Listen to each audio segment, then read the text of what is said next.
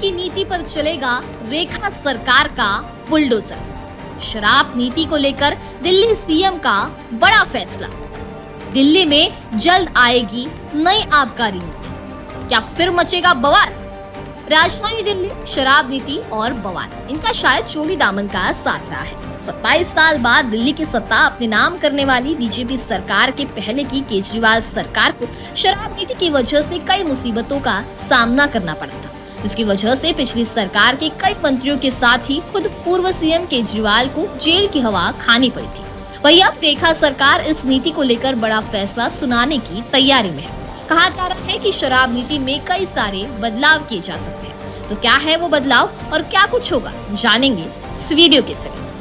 BJP शासित दिल्ली की नई सरकार जल्द ही एक नई आबकारी नीति लाने जा रही है। इसका उद्देश्य लोगों को अच्छी क्वालिटी की शराब उपलब्ध कराना, शराब की बिक्री और वितरण प्रणाली को पारदर्शी, आधुनिक और उत्तरदायी बनाना है। सरकार ये सुनिश्चित करेगी कि इस नीति का कोई भी पक्ष समाज के संवेदनशील वर्गों पर किसी भी तरह का प्रतिकूल प्रभाव न डाले और समाज के कमजोर वर्गों की सुरक्षा, स्वास्थ्य और शांति से कोई समझौता न हो।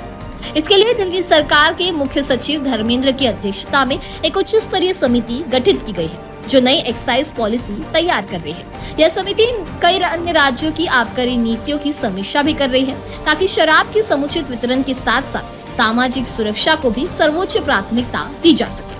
मुख्यमंत्री रेखा गुप्ता ने यह जानकारी देते हुए बताया कि नई नीति के तहत आबकारी व्यवस्था में सुधार के अनेक बिंदुओं को शामिल किया जा रहा है। इनमें शराब की गुणवत्ता का वैज्ञानिक परीक्षण, बिक्री प्रणाली का डिजिटलीकरण, अवैध बिक्री पर रोक और लाइसेंसिंग प्रक्रिया में पारदर्शिता सुनिश्चित करना प्रमुख है।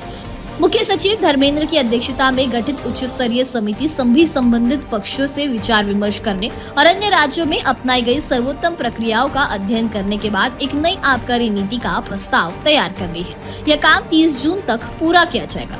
समिति दिल्ली की वर्तमान और पूर्व आबकारी नीतियों की भी समीक्षा करेगी। आबकारी विभाग समिति को आवश्यक प्रशासनिक सहयोग प्रदान करेगा। समिति अपनी नीतिगत सिफारिशें सरकार के समक्ष प्रस्तुत करेगी, जिसके आधार पर सरकार आगे उचित निर्णय लेगी। मुख्यमंत्री ने कहा कि हम एक ऐसी आबकारी नीति लाने जा रहे हैं जिसमें किसी भी स्तर पर भ्रष्टाचार की कोई संभावना नहीं होगी। शराब के दुरुपयोग को रोकने के लिए जन जागरूकता अभियान चलाए जाएंगे और सार्वजनिक स्थलों पर शराब के सेवन पर निगरानी कड़ी रखी जाएगी।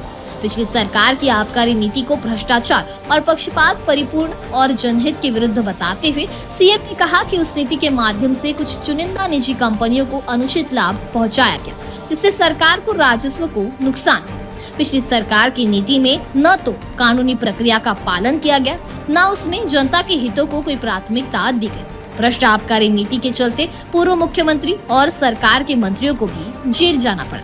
अब इस पूरे मामले को लेकर आपकी क्या राय है, हमें कमेंट सेक्शन में जरूर बताइए। वीडियो पसंद आया होगा तो इसे लाइक और शेयर करना ना भूलें और ऐसे ही तमाम अपडेट से जुड़े रहने के लिए बने रहे नव भारत लाइव के साथ।